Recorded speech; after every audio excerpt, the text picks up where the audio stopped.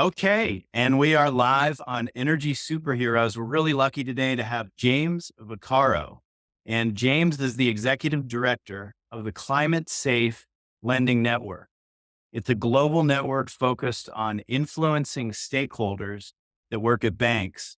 And their influence is specifically to direct flows of capital towards projects and companies that are both profitable and good for the planet. It's some really important work.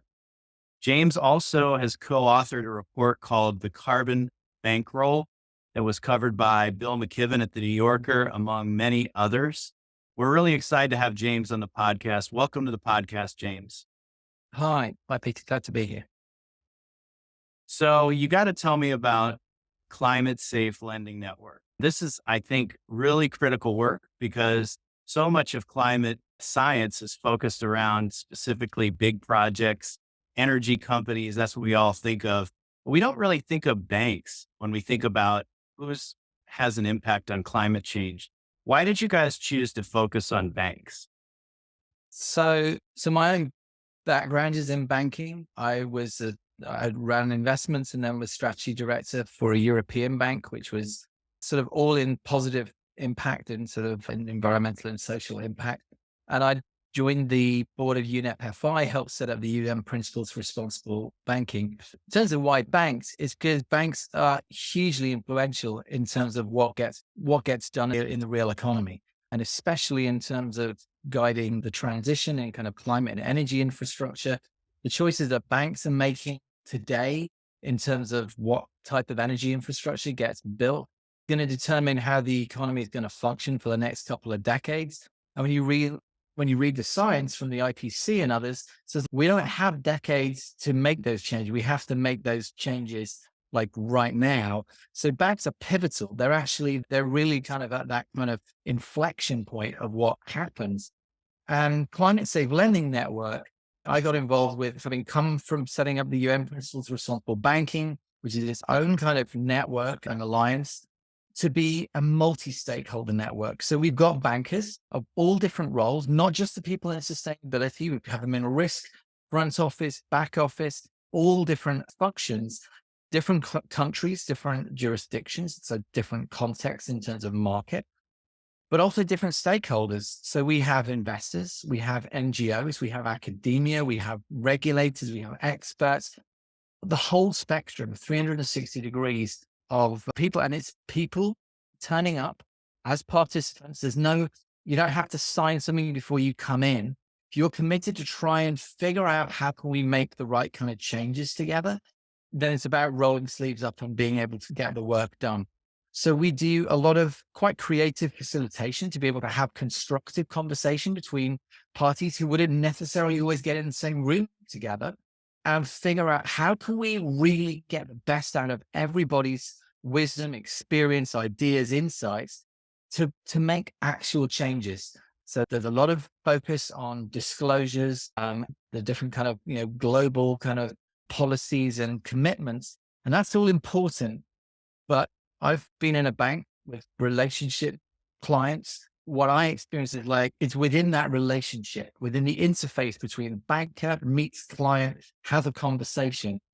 Unless you can bring something different to that conversation next week that you didn't last week or last year, you can't expect that much to change. So we're really focused on what are the really practical ways of being able to innovate, to be able to create new products, to be able to just change maybe mindsets and kind of beliefs, core beliefs within bank, which are the things which are going to mobilize the finance to flow in the right direction.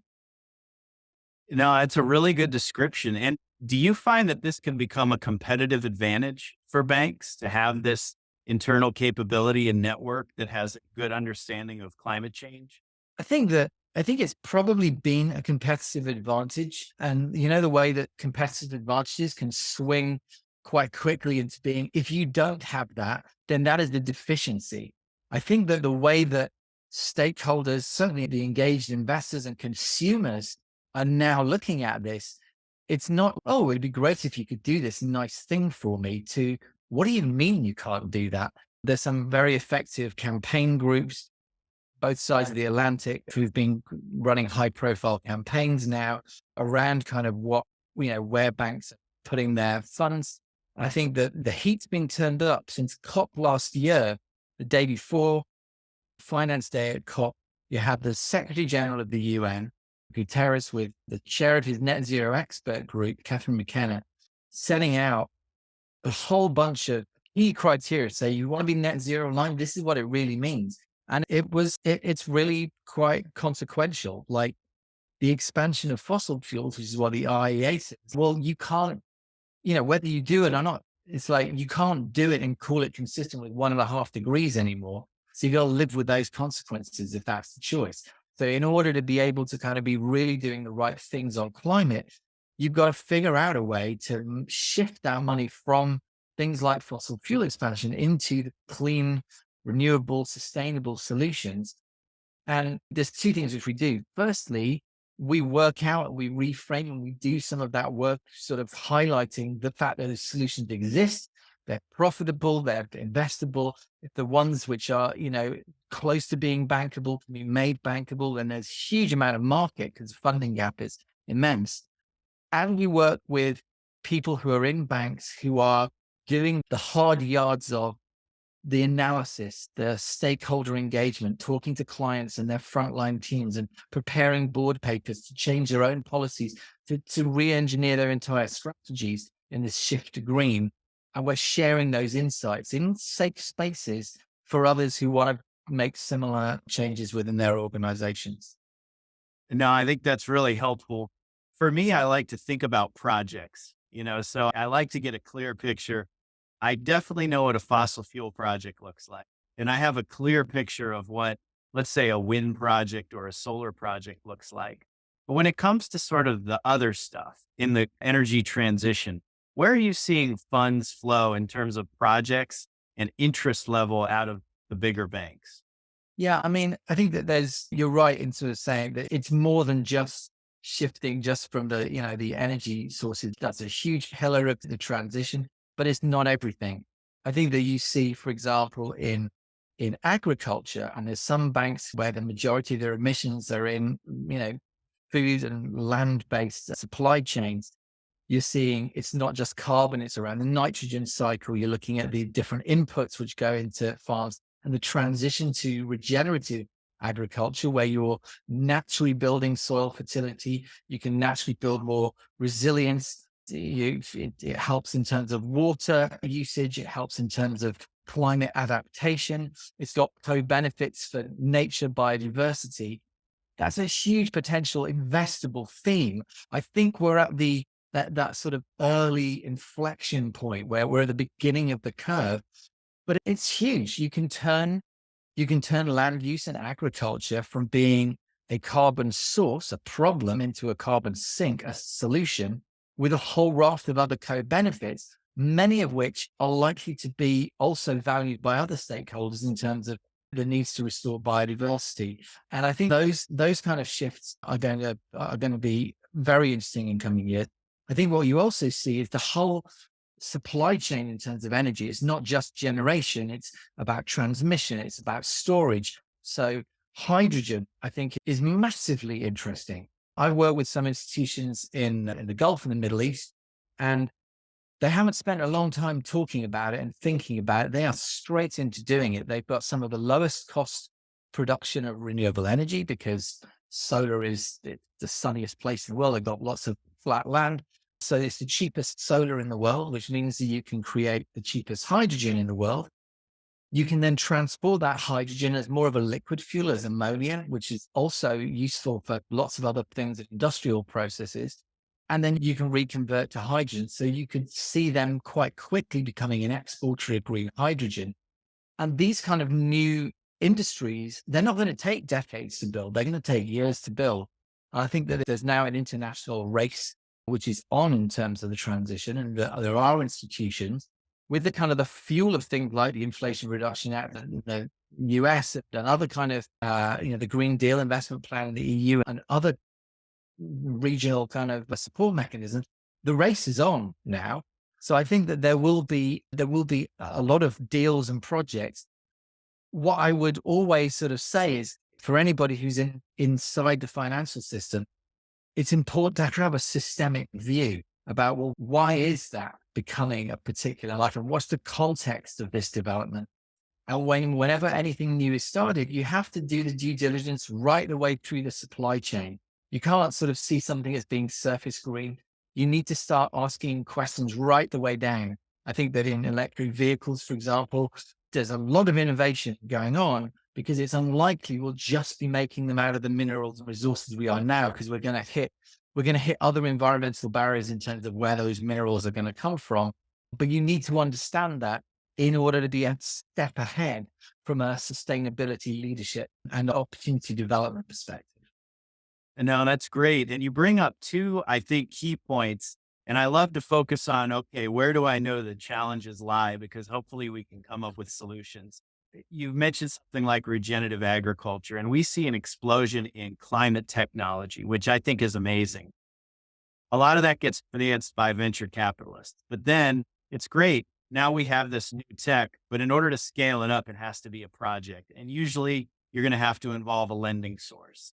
We see challenges with getting banks and lenders behind new technology because it hasn't been done at scale before.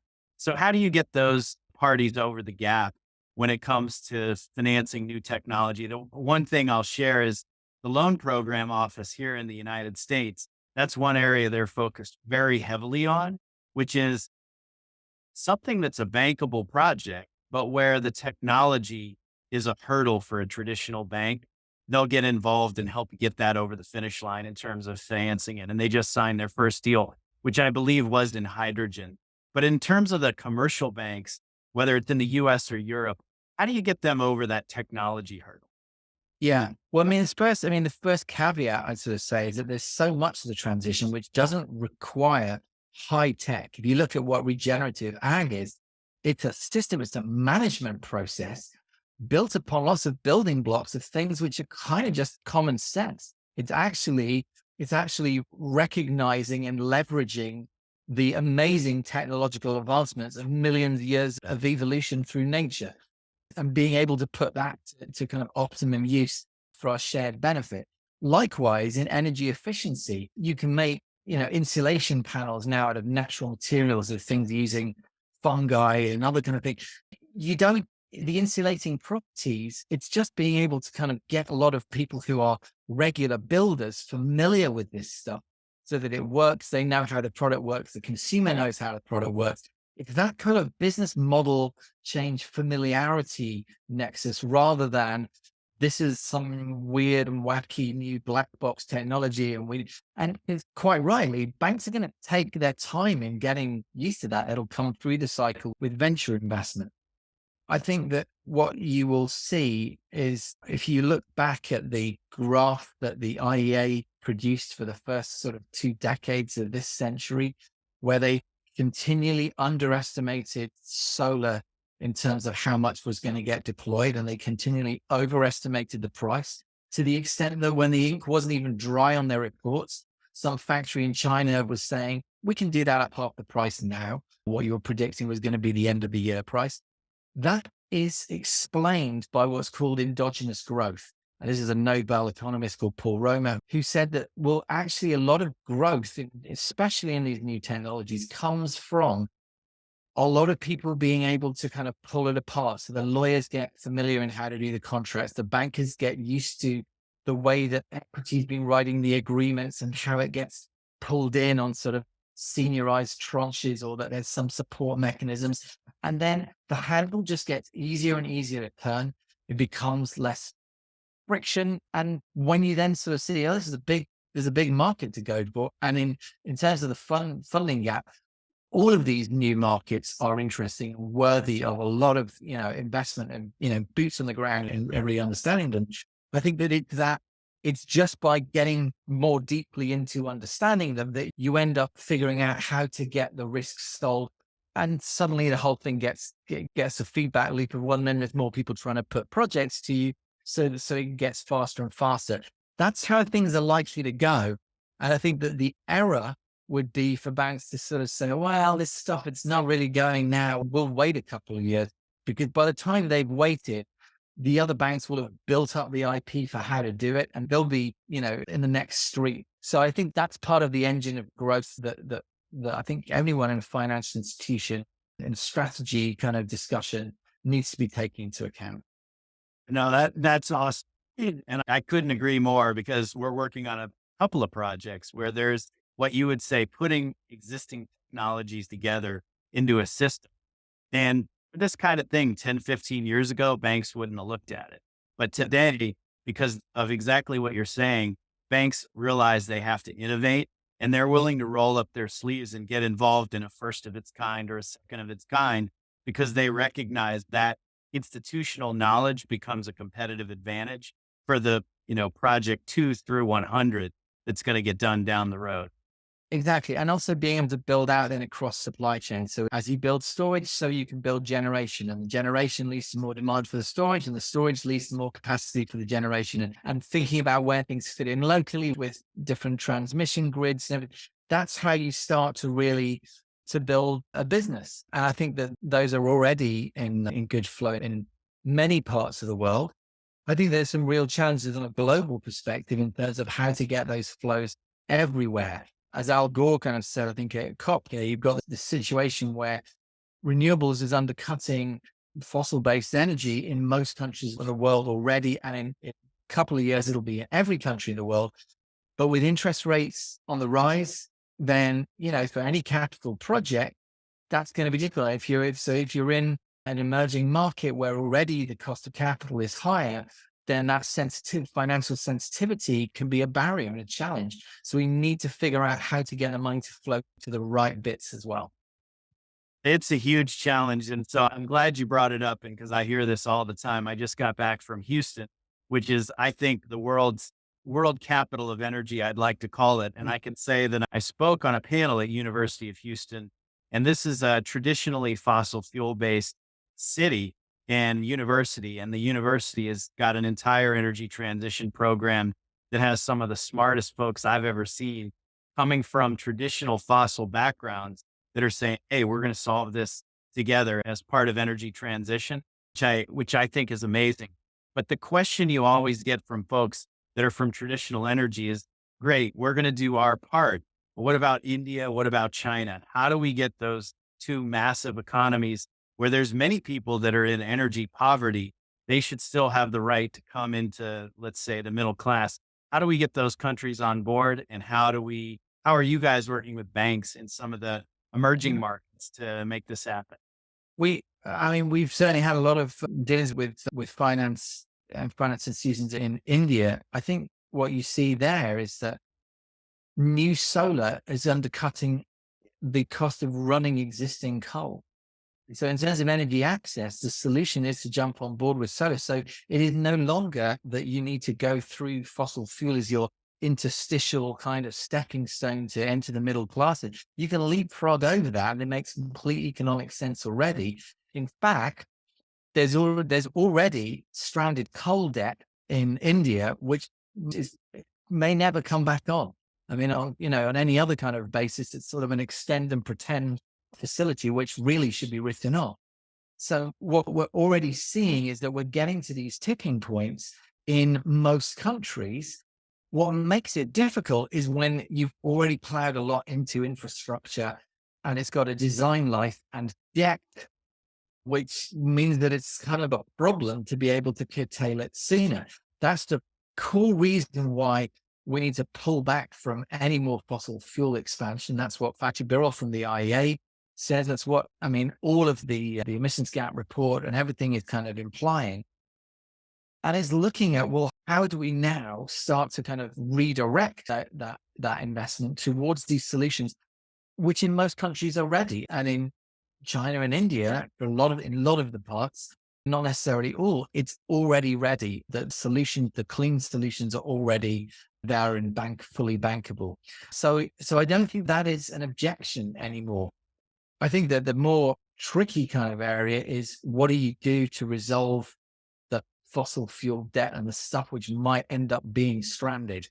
And I think that there's a lot of potential distractions in the way. We saw Exxon, who hailed like algae as the next thing and then saying, well, maybe not. and carbon capture and storage. It's like there's a lot which is quite self-serving. I mean, we've got a lot of energy companies who are making super profits for selling something, in fact, expanding what they're selling, which is creating more climate change, which is sending the future price of carbon up, which will mean that the carbon capture and storage market looks more interesting. And so, but they're making money off both bits. We need the incentives to be, can you stop making more of a problem, which you're then going to profit from, sort of double dip and profit from twice. We need to be able to get you guys to invest in these other things, which can still be profitable, which are going to lead to a lot less kind of, risk being dumped on communities and vulnerable nations elsewhere. So that's the key thing. And that's more of the international financial architecture, and our own role within Climate Safe Lending Network is to figure out, what is it for banks to own? What is it for each banker to own, whether they're in the risk department or the legal department or a relationship manager or in sustainability? What is it everyone can do? What's your unique and optimum contribution? And there are thousands of people within banks who just wanted to figure out how to do the right thing. They're getting a good sense now of the sustainability issues. I do some teaching with Cambridge University. Lots of bankers come through. They're getting quite educated now on understanding what it is, the complexities and systemic shifts. But it's a totally different thing to be able to then translate that in, well, what do I do about it? And what do I do about it in the context that I still step back in my Monday kind of reality with my boss and all the other kind of cultural norms where it's, they're not necessarily expecting you to like come and revolutionize them. So how do you help those change makers? And we run programs. We have a fellowship program, a Climate Safe Lending Fellowship, where we're working with entrepreneurs in banks across different banking organizations in different continents, and working on not just how do you understand climate and what business and what deals you invest in, but how do you affect change within your organization? How do you take on the organizational dynamics, recruiting from this inherent sense of wanting to do the right thing, but played off against maybe a nervousness about kind of going away from the familiar or turning away business, which you're kind of used to. And there's a lot of mental model and behavioral cultural change within that. And that's something which sets us apart, I think, from some of the other alliances. So the UN, which we work with a lot, I was part of the group who sets up the Principles for Responsible Banking. I'm on the advisory board of GFANZ, where the Net Zero Banking Alliance is. They have their roles to play in terms of written commitments, kind of the top level, but there's the kind of the flag waving stuff that the CEOs do. But, when everybody's taking down all the event stands at those kind of big parties, somebody back in the organization have got to go back and figure out what they're going to do, because they're seeing a client on Monday and they've got to come with something different. They've got to come with a new innovation, a new way of being able to approach a problem and a new way to create a solution. Because if nothing changes at that interface between the bank and the client, all those intermediate targets are not worth the paper they're written on. You need something to be different in the way that you're approaching things in order to have a reasonable expectation that we're going to make progress and we're going to see the change at the pace required. No, I think that makes a lot of sense. So let's say I was a lending officer, if you will, inside a bank, and I went to one of your symposiums. How would you advise me to make a difference inside my organization, while still keeping my job, let's say, and doing plenty of deals and growing personally? Yeah. So we do a lot more coaching and peer coaching rather than teaching. There's one kind of school of thought, which is you just learn best practice and we say, here you are, do that and it'll work. There's a lot of references to say that doesn't always work. It's a bit like parenting advice. It's like, well, works for some, may not work for others. So we encourage people, bankers, to participate, to open up and say, look, the thing that I find challenging, or the bit where I get stuck, is this, or here's how I make sense of my system right now, all the enablers and barriers that I see. And we put that together with other bankers who might have complementary situations, and we get some cross learning. And then we have other stakeholders in the room who can come from a different perspective. And being able to be a little bit playful in our facilitation, we can bring in those those perspectives in the most constructive way to sort of say, well, how might we do those sort of things? We do write these up. So I'm on things like the Transition Plan Task Force, which is this UK body now leading the way in jurisdictions in setting out what needs to be in a transition plan. But we've put together something as a network called the Good Transition Plan, just asking around from the pen holders of strategies and climate strategies in banks and NGOs and experts. What do you think are the good ways of approaching this? How might you resolve those dilemmas? How might you frame the questions differently? How might you bring this into a strategy discussion with senior management or the board? And we just put that out as a simple PowerPoint deck. So we're trying to co-create these tools, where we have some ideas, but it's not about our idea. It's really about being able to mobilize and get the best out of all of the people who participate. And I think people are a bit shocked when they first get involved with stuff, because since Zoom, there's all been these round tables and people just turn up and they think, oh, what I do is I just wait for my turn. And then I say my bit, which is like the brochure in vocal terms.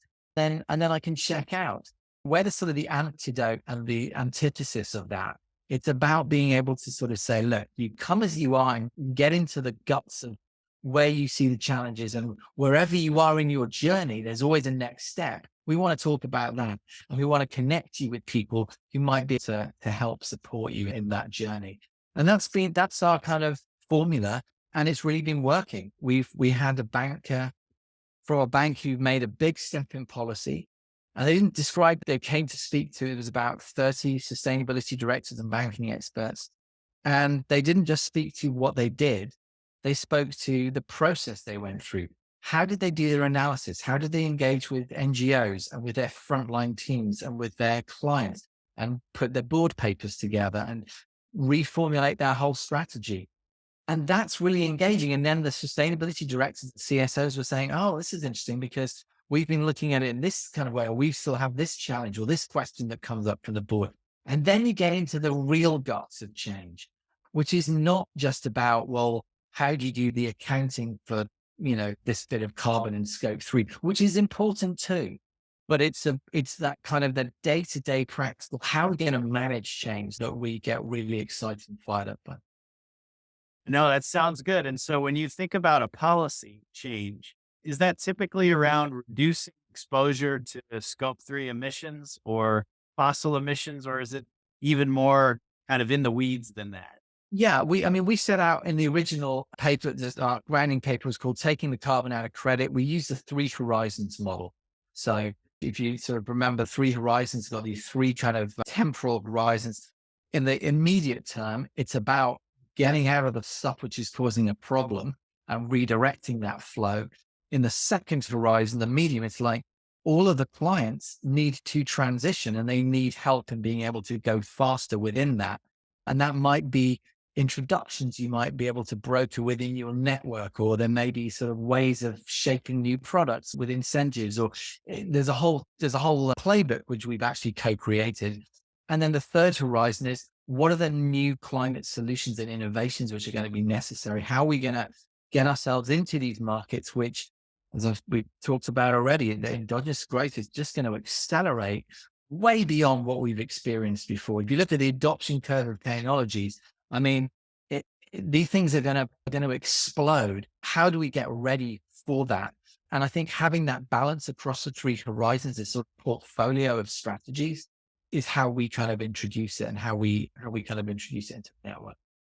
No, I think that's great. And then thinking philosophy wise, net zero from a high level is, I think, a philosophy that a lot of people share, is trying to move to net zero over time. But beyond that, what kind of philosophies at a high level govern sort of what you guys bring into your programs? Yeah, I think that we would say that, net zero, it's kind of useful as a political kind of goal and as a construct, but actually, if you're thinking as a commercial organization or thinking around a positive vision, you want to get beyond that. We need to think about, what does the regenerative economy look like? What is it? What are these new sustainable business models which have got positive co-benefits rather than negative externalities that we can just get fully behind and not need to kind of or just manage it and mitigate. How do we make sense of these different systems to be able to get an economy that works so that finance flowing through it is doing the best again for business and for the planet?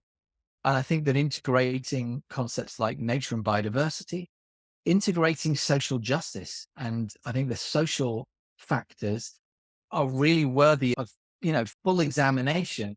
We need to be able to take everybody forward, and we have to recognize that the starting point in the world it's not like all else is equal. So we need to be able to kind of look at how do we address this transition in a way which is going to integrate some of the necessary changes to the business models to make sure that everybody is brought in together, because there's a real downside to inequality. And I think we're seeing that in underlying a lot of the environmental issues which we see in the world.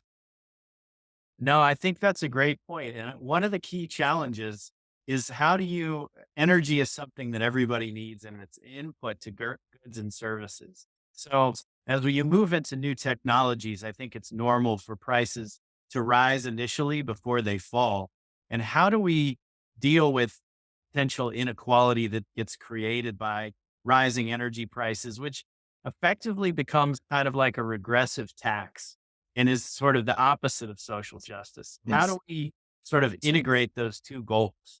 Yeah. Well, if you consider, I think there was 134 billion of excess profits the energy companies made, and all of that is basically now being plowed back. BP, for example, have reduced their carbon reduction targets. So they're plowing more into creating problems, which they're going to potentially benefit from in the future by double dipping on the price of carbon removal because they're getting a lot of subsidy for that. We have to think about, well, if you're designing incentives like that, what kind of behaviors are you promoting? We need to be able to, first of all, re-engineer the situation so that we've got people being incentivized to do the right thing. And then we need to think about investing preventatively ahead of the curve. We need to invest in community wealth, community resilience, the kind of adaptation which is going to have co-benefits. I think you're in Florida, and we've been picking up stories about how, Florida, like where I am in Norwich in England, there's a lot of coastal properties, and there's going to be sea level rise. How are property owners going to protect themselves from that? Are they going to do it in a way that protects entire communities, or are they going to be a few wealthy people basically letting the floodwaters drain into their neighbors' properties? Likewise, in overheated urban centers, you could adapt by integrating nature, green walls, green roofs. It cools the building you're in and it cools the community around. Or you can strap dirty grey air conditioning units, which consume fossil fuels that keeps the building cool, but chucks all the heat out to make an even bigger heat island in the outside. These kind of strategies need to be integrated and pulled apart so that we get on the right track as early as possible and make the right kind of what was originally called building better forward when we came out of COVID, but we haven't seen enough tangible examples of it yet. No, those are really good points. These are tough issues. I wish there were easy answers for some of these items. Before I let you go, I did want to ask you about the paper that you wrote that got picked up by the New Yorker. I know that it got picked up by a number of news sources. So tell us about that paper and your co-author, what it was about, and tell us what it was like to have broad exposure, because I don't think a lot of people have experienced sort of Sure. what that is like. Well, I mean, part of the philosophy of the network is we bring people together and we just let the magic happen. And we bring together some amazing people. And we were working with a group who were working with customers groups in influencing banks. So some were working with high net worth family offices, and some were working with retail customers, some with businesses. And a few from this discussion group were sort of saying, well, can we get a handle on what is the carbon footprint of where businesses keep their cash? So you get a big company like an Apple or a Microsoft who've got fairly decent environmental programs, but they've also got absolutely colossal amounts of cash on their balance sheet. I think the top 13 companies on the S&P 500 have got like over $1 trillion of cash on the balance sheet. And so, well, where is that? Well, it's in financial institutions. Well, where's that? Well, it all ends up in things like fossil fuel investments and like wherever the rest of the market is.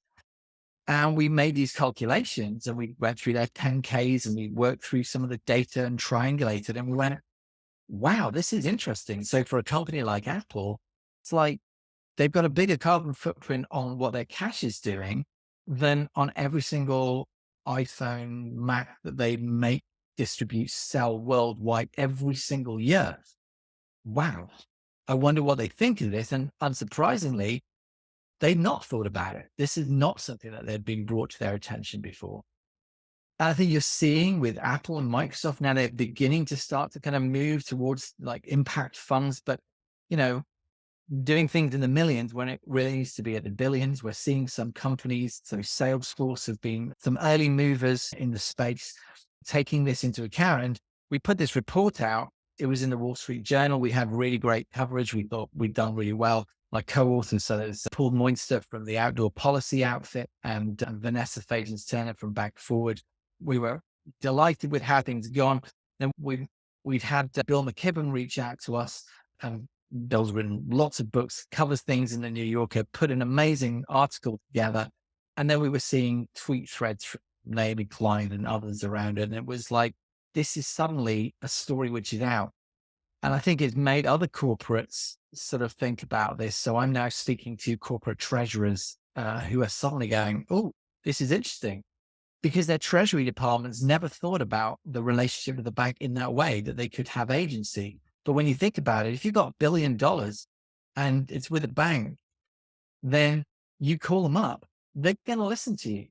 So what's important to you? If banks are all about listening to their customers, then start to do some listening, but you've got to do the talking, you've got to start it. So we're trying to put together a playbook, and there's going to be a playbook published shortly on how corporates can have the dialogue with their bank. Many of the banks are also wanting to make this change. So how can you use it to accelerate something which is already done? So it's been a really exciting project these last 12 months. Very good. Congratulations on the distribution that you've had with that. I think that's really interesting. So before we go, I do want to ask one challenging question, because we have talked about a bit about fossil fuels. I'll say that in general, my personal dealings with fossil fuel companies have been very positive in terms of people that are within the companies, I think have the skill sets in order to get us through the energy transition. And they're very smart, brilliant people, very good at getting things done. And the stat that you see a lot of is that about 80% of the megawatt hours came from fossil fuels 20 years ago. We've invested a lot in wind and solar and other renewables, and still about 80% of the megawatt hours come from fossil fuels. So I think it also is, when it comes to manufacturing, you've got things like plastics and ammonia and cement that, Bill Gates, I think, covers really well in his book about the challenges of moving off fossil fuels in those industries. How do we create some kind of partnership where we can use the innovation that I think is unparalleled in these industries in order to help really affect the change that we need to make? Because it's such a massive problem. As another stat from Bill Gates is 51 billion tons a year of CO2 volumetrically. That's 10 times the volume of all the molecules that the fossil fuel companies move around today. And they're the biggest companies. So it's just such a massive problem. Like, how do you get some kind of a partnership structure to take advantage of the resources of these companies? So I think that there is a lot of expertise. I think you might need to separate some of the expertise from the governance. So why can't you take the brilliant people and the capital and go invest it in the companies who are going to disrupt plastics? There's all sorts of solutions, from seaweed plastics and in ammonia, from green hydrogen production. You then have to think about what's the nature of disruption. So if you take cement, again, there's a lot of processes in terms of cement making, which you might be able to kind of green it. It's a difficult one. But when you see the pictures of the plans for the timber skyscraper in Japan, you kind of go, well, wait a second. Are we disrupting cement? Are we disrupting buildings with totally different methods of construction? And when you witness COVID, when we were all suddenly at home and so no one was using their office buildings, it is disrupting the whole concept of buildings. And it's just, well, humans need shelter somewhere and places to connect or ways to connect. So what is the nature of disruption? And it brings me back to when the automobile was invented, people were kind of seeing it as a faster horse. They didn't think about the whole infrastructure and the way in which roads were going to be able to, connect to things, change the landscape of cities. And I think in a way, looking at some of these new innovations in sustainability, it may change not just the thing which we are used to thinking within the box of, like plastics, ammonia, cement, and actually create whole ways of being and whole ways of being able to transact within economies. And that's the really kind of interesting kind of systemic shift, which I think that the forward-thinking progressives, whether in banks or whether in energy companies, should be putting their attention to and they're putting their smarts into.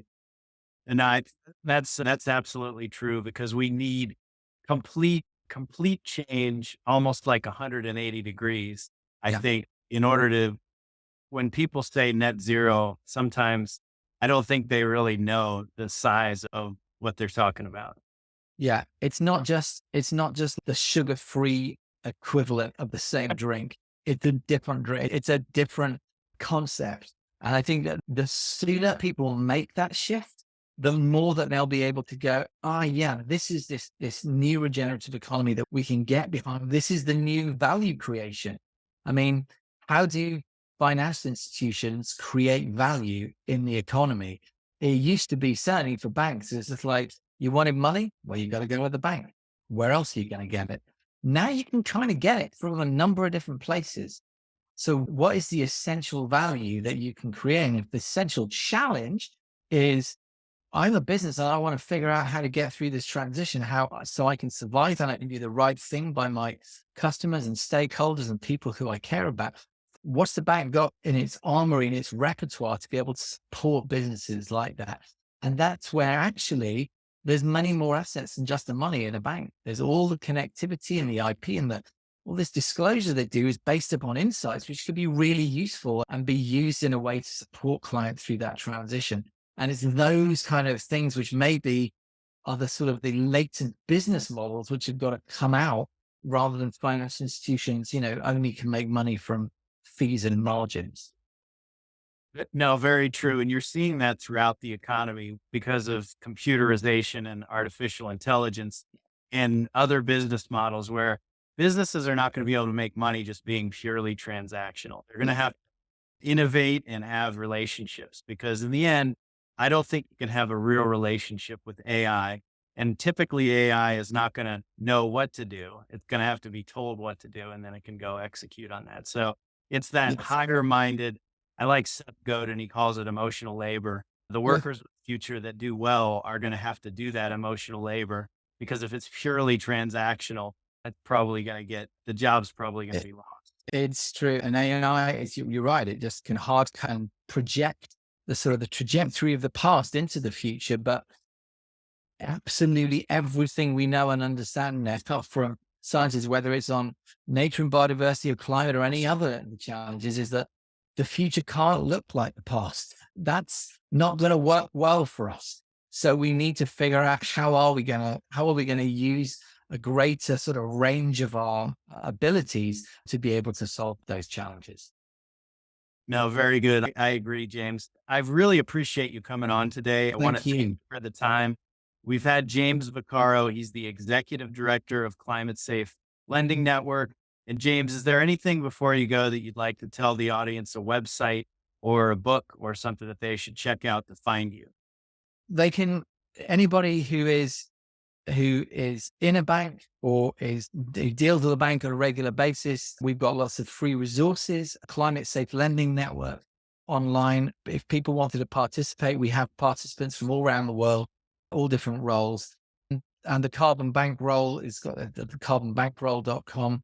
I'd say that I think that we have a lot of individuals who are thinking about what is their role, what is their contribution, their highest possible contribution in this transition? How can they make the most of their skills in a way which is going to make sense from a business perspective, from a planetary perspective, from a social perspective, and from a fulfillment perspective? And just know that there are many hundreds, if not thousands of people who are asking the same question. And we're trying to bring them together and to help sort of support one another in being able to be the best that they can be. No, very good. I think those are worthy goals. James, thank you for being on. It's been our Thank pleasure. you. Thanks so much. Take care.